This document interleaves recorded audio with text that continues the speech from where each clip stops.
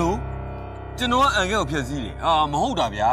ဘာမဟုတ်မှာလဲရှင်ကဒယ်ရီကိုရွယ်တူတငယ်ချင်းတွေလိုမျိုးမလေးမစားဆက်ဆံနေဘားတွေကလတ်တွေ KTV တွေကိုလည်းမရောက်ရအောင်ရှင်မဲခေါ်သွားတယ်ကျမဒယ်ရီကလေအစအဲ့လိုမျိုးဘဲမှသွားတတ်တာမဟုတ်ဘူးမေကျွန်တော်အထင်လွဲနေပြီ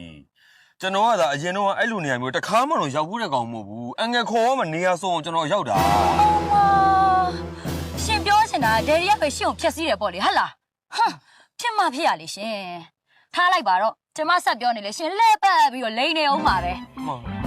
ကျမသိချင်တာလေရှင်နဲ့ဒယ်ရီနဲ့ကလေအချိန်ပြည့်တိုးနဲ့အဲ့ဒါ